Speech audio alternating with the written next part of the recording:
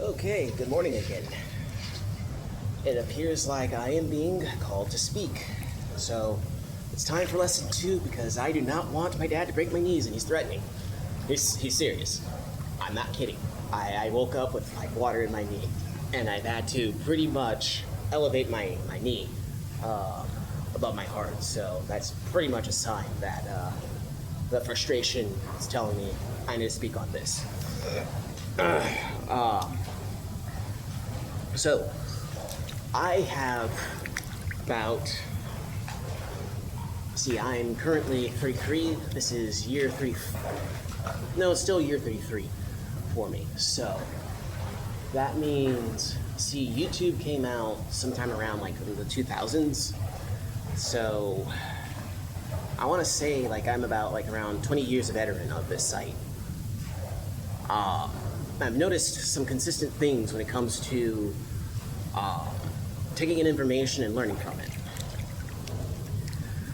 And from my own experiences being alive, I can tell you with confidence that I cannot for a second suspect that it's anyone's fault, except for those whose jobs it was to teach you this, and apparently this wisdom is rare. I only happened to learn about this particular thing when I was pretty much rebelling against my own caretaker back when I was in my early 20s. I was like 21. When you're an adult and you've had control over a child for a while, it gets addicting. And it gets easy to gaslight yourself that when the child starts to assert themselves because they become self-aware and they become able to pretty much do the math as to what's beneficial for them and what may be of assistance to the entire family, oftentimes it becomes threatening, We humans, we have a history of often being usurped by people who are more competent in something we were unaware of. It's, blindsided. It's a tale as old as time. And, you might want me to get to the point, but this lesson is expensive and I'm not having you pay cash. So, you're going to have to put hand to work if you're actually going to benefit from what it is I am offering you. So we got done with the setup with why I feel that I am confident to define what this term I'm going to teach you about is, okay? The word of the day is called rapport. And you spell it R-A-P-P-O-R-T. Look it up in a dictionary, okay? And you can check with me as I define this, okay? It is being able to resonate or have an accord with another person. It's like relating. It builds trust and faith because you can see that the person has had the experience and they embody that experience in everything they do. There's congruency. And so through that congruency, you get rapport, and that builds a bond, and that builds trust, and that builds a relationship. And from there, magic happens, okay? A lot of the problems I've seen in a lot of educational content, especially with people who have been trying to help you good guys who have been a consistent thorn in this supervillain side.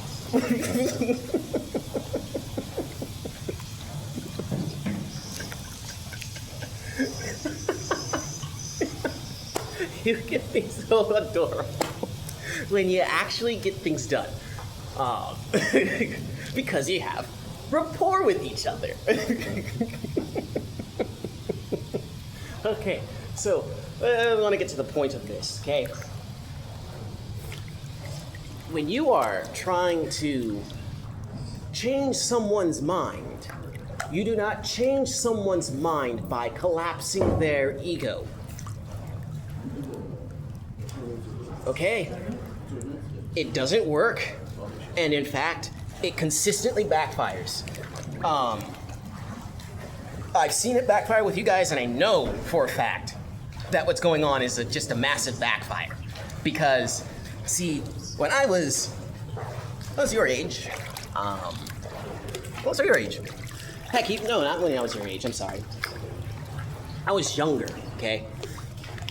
See, I had the privilege of having to learn these lessons as a child. Oh, yeah. It's working. Yeah, it's working. Thank you. You're welcome. I got like instant consequences, not from my parent, just organically. So it's had me pretty much just go, oh, okay, this is a consistent rule. Most authority figures make the mistake of thinking they can take the place of consequences, and what they don't know is that the people they're punishing are watching, and that brings a consequence. And that's why you see criminals just get better when you put them in prison. Because there's no rapport. You haven't been giving them enough confidence in you for them to want to unlearn the things that they'd have to unlearn in order to take on your education and lessons. And when you force a lesson on someone who is in a state of fear, they will double down. And they will use your behavior to reinforce a narrative because you haven't built that rapport. You need to bond with the one you're teaching. Otherwise, the only solution to changing their minds is death. And that's a sin because you have to... Well, the consequences for murder are very severe, and you don't have to get the electric chair for that. It happens organically. You know, that's why blood feuds were a thing for a really long time. Because the two clans didn't have an accord. Because the two clans didn't have an accord, there was no reason to stop. It was existential. And, you know, when someone does not want to understand that there are things bigger than whatever selfish thing you're aiming for, when they don't understand that and they think that it's worth losing everything just for a small chance of dominating you, I mean, consequences are self-evident. And so, you know, for those of you who have rapport with the wrong people, you need to get out. Otherwise, that sword that's hanging, it's gonna fall on you as well. So remember, when teaching someone or having a conversation and you want someone to unlearn something, you need to develop rapport. And it's okay that you didn't know this before, because things have been confusing up until now, and it's been a time and a half trying to get you all to calm down. Which is, you know, it's fair.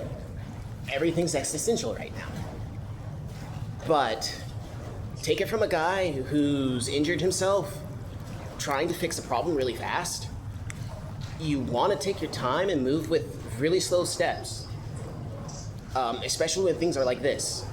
Because one wrong move too quickly and the entire Jenga tower falls down. So you better be confident that you know what you're doing, because there are knockdown effects that are bigger than any single nation that are going to have knockdown consequences for everyone. You know, like, the world is recursive in nature. That's why you can resonate with so many things. That's why you have your own opinions about things, and when you have your own opinions about things, the world kind of works like an algorithm. It was always operating like this beforehand. It's just nowadays we have language to pretty much show that when you are focusing on a certain thing and you are putting effort towards the thing that you're focusing on, more opportunities become apparent to you, much like if you bought a car or you're interested in a car and you start seeing it everywhere. There's an empirical way to understand spirit. It's just,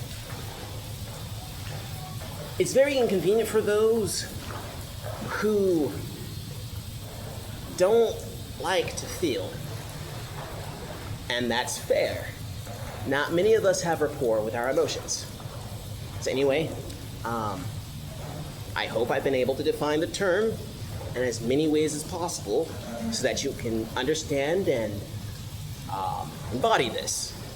I would suggest that you go ahead And you look for other examples where you can see someone doing their best to build rapport. See where people are doing their best to relate, and then find examples to follow. And just practice it. I would suggest find someone you often have minor friction with, and just observe.